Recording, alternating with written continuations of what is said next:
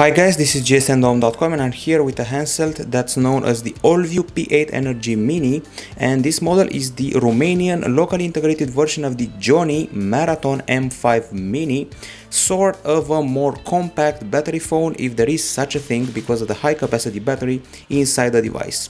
It was launched in February 2016, I'm talking about the Gionee Marathon M5 Mini, and keep in mind we have already reviewed the Marathon M5, so this is the smaller version of that handset. It's one of the few, if not the only, non-phablet battery phones. It's just a phone, a 5-inch phone for that matter. It's priced at around $200 or even less at some retailers, and now it's time to talk about the design. So if you're talking about the Allview brand, this is their first phone that has 2.5D glass panel at the front, this panel right here. It's a nice piece of work. As you can see, it looks very nice, premium. The phone comes in gray, white or gold, and it measures 8.9mm in thickness and weighs 200 grams, quite hefty for a 5-incher. Meanwhile, the P8 Energy was slimmer at 8.5mm and just a bit heavier at 212 grams.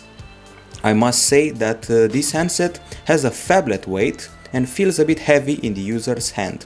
It's still solidly built. The back cover comes off pretty easily, which is nice, it's easy to remove, and we got plastic here at the back, and the frame feels like it's made of metal, but it may not. Anyway, it feels pretty solid, and in the end we may have a metal frame here keeping everything together. Since it's a 5-inch phone, everything is very easy to use with a single hand. We can reach all the areas of the screen with a single finger, and the grip is quite good. So comfy phone, excellent facade, excellent look here, not much to be disappointed about. Now, as far as the hardware is concerned, this handset provides a 5-inch 2.5D on-cell display.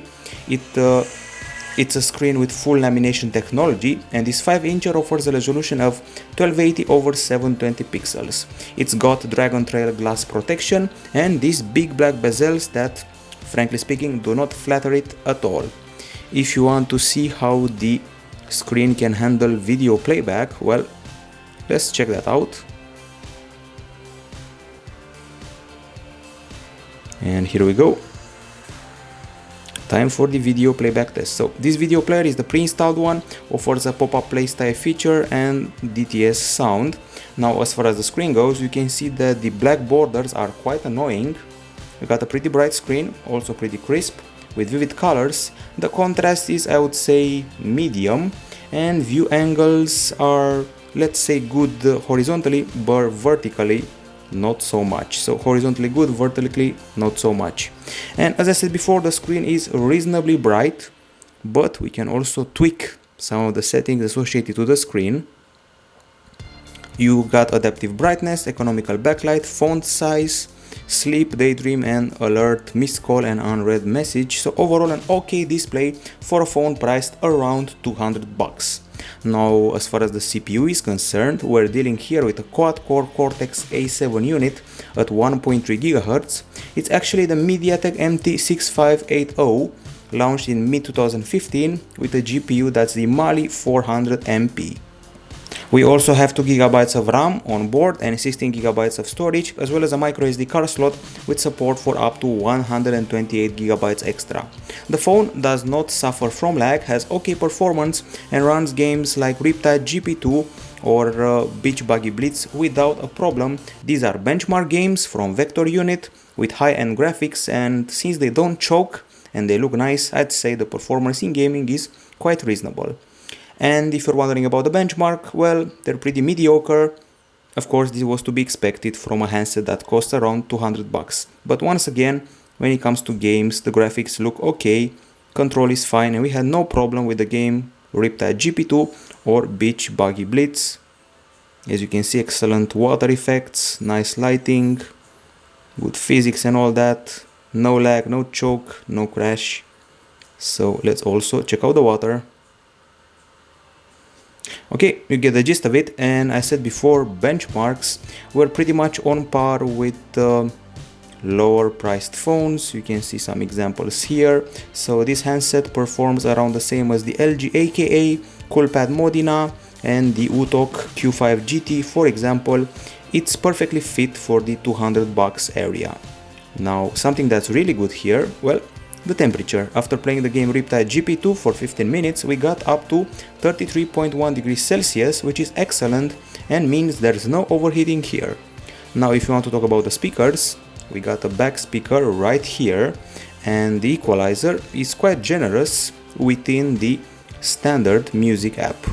So music, then we go to more, equalizer, and we got these DTS related options and also effects volume with several genre presets, and this extra equalizer with 5 channels. As I said before, we've seen this on other Allview models and it's quite generous. Now let's listen to the actual tune and see how we can handle it.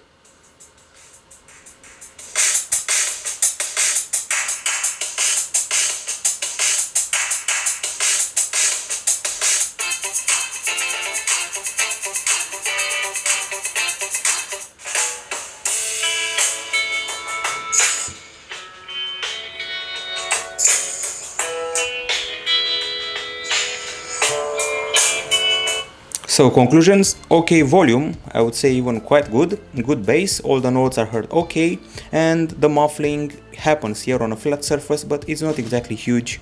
And we also use the decibel meter to measure the performance of the speaker, and we got up to 83.6 decibels at the back, and at the front we got to 79.8 decibels, about 4 decibels difference between the front and the back. I'd say it's a good thing we can beat the HTC One A9 and the iPhone 6s, so acoustics are quite good here. We also have FM radio, and we have a quick glance at the headphones. If you recently saw our review of another Gionee or Allview handset, you know what to expect. They're small, they're comfy, they have a tangling wire, they have a remote that's quite big and doesn't have volume buttons. Other than that, the volume is okay, could be louder, and the bass is so-so, nothing more than that. Put the headphones here, time to talk about the camera. Not much to say when it comes to specifics. 8 megapixel shooter here with LED flash and autofocus, slightly protruding, and 5 megapixel shooter for the selfies. Now, this is a $200 phone, and still, the camera app starts reasonably fast. And the interface is typical for a Gionee or Allview device. We got these modes: filter, pic note, face beauty, panorama and HDR. Obviously the settings related to picture size and capture mode, and when you get to the video area you'll find yourself setting up the resolution up to full HD.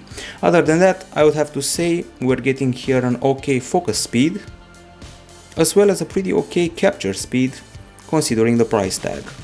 Now we can skip straight to the gallery and see how the camera actually behaves, and boy was I surprised to see how it behaves. It's an 8 megapixel camera and I wasn't expecting to get anything good, but guess what? Everything looks excellent.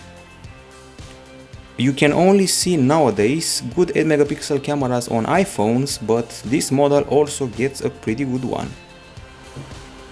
Now, things to notice here, well, we got great colors and exposure.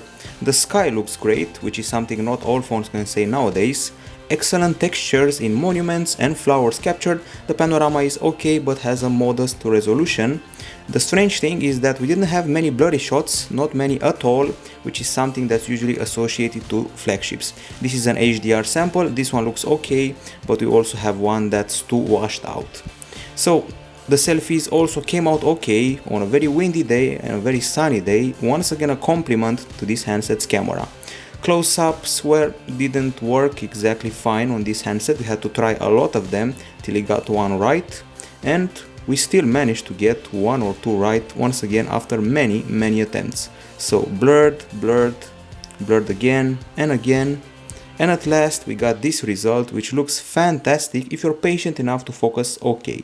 So even if the focus wasn't fine at first, when you get the gist of it, you will get some excellent clarity and very nice shots for a minimal 8 megapixel camera. Sometimes I felt that this camera was on par with my very own iPhone 5. And exposure and white balance are also excellent, and even if you zoom in, quality still remains good. Now video was another surprise. Usually this kind of phone films in 3GPP format and the videos look poor. We filmed in MP4 Full HD 30 frames per second, and It was a windy day, still we didn't have huge problems with the wind. Bitrate was quite good, 24 mega per second. The first clip was rather burnt, had poor stabilization, but the clarity and colors were okay. All the clips were shaky, however the clarity and quality remained a constant of all those videos. Keep in mind, this is a $200 or less handset, which makes the camera all the more impressive. So overall, I'd put this on par with my own iPhone 5, which is quite a compliment for this phone, and I'd even say it beats some phones out there, like for example the Galaxy S4 that I've been playing it every once in a while, and I feel this is a bit superior in some areas, so very nice for this price. Now the web browser, I mean the pre-installed one, let's go to gsndon.com. I have to say that the speed is quite okay.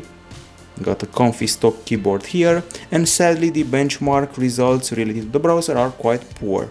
Now in the connectivity section, you have to know that this is a dual SIM handset with micro SIMs, HD voice.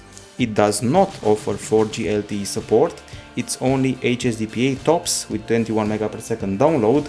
There's Bluetooth 4.0, Wi-Fi 802.11 with a top download speed of 24 mega per second as we measured. We got speed dial, we got Wi-Fi direct, micro USB 2.0, and we had an okay signal and okay call clarity, although calls could be a bit louder.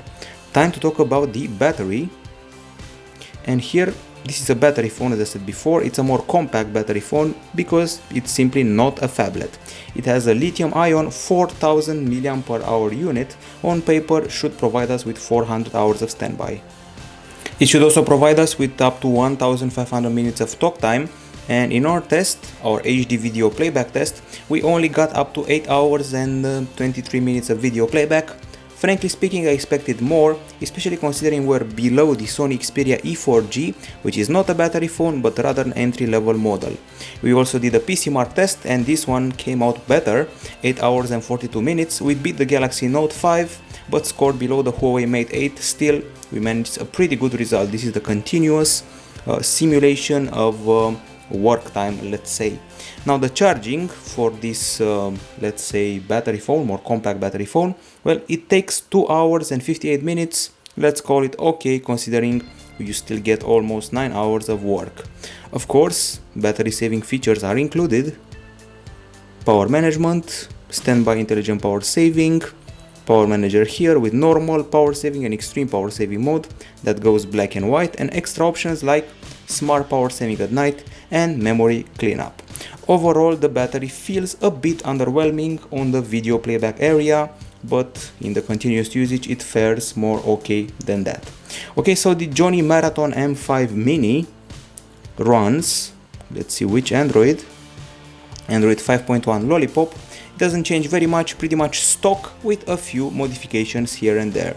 For one thing, we have very nice looking widgets, which can be seen here, especially those related to the weather. We got other widgets here. We got the carousel multitasking as usual, and then if we swipe down we have notifications. If we swipe up we have the quick settings, these ones here, brightness slider, and 4 shortcuts towards apps. If we go to the settings area, nothing fancy: connectivity option, date and time, sound, notification, display, security, and then there are the advanced settings where you can find the smart gestures, like these ones here: smart vibration, dual tap, wake, suspend option, which is a floating widget, and we've seen all of them before on other devices. Now if you want to talk about apps, we counted them. There are 45 apps pre-installed, almost bloatware but not quite there, so it's pretty reasonable, I'd say. Apps to remember: Bitdefender Mobile Security, we got Chameleon and System Manager that may come in handy. Now it's time for the verdict related to the Gionee Marathon M5 Mini, locally integrated in Romania as the Allview P8 Energy Mini. So on the pro side, it's a nice looking phone with this beautiful glass surface at the front, and it has a solid design. The screen is quite okay, at least as far as the brightness goes. We got good performance, okay acoustics. The picture quality was a surprise for an 8 megapixel camera, very nice selfies as well, and the video capture was so-so but still quite good, on the good side, and the PC Mark battery result was also good. Now on the con side, we expected more video playback time, and there's a bit of bloatware on board. and also it's a very heavy phone for a 5-incher. The screen contrast is a bit disappointing and the video capture feels a bit burnt. There's no 4G LTE and the black screen edges are a bit of a bummer. Overall, I wouldn't call this a battery phone, but rather a pleasant surprise in the mid-range towards entry-level area. It's just a good mid-range phone with a nice camera, a powerful battery, a nice facade design, and it's great for the price tag of $200. Once again, Gionee Marathon M5 Mini, integrated locally as the Allview P8 Energy Mini, and a solid $200 handset. Don't call it a battery phone, call it a good phone with a good battery. This is it from gsm.com. Bye bye.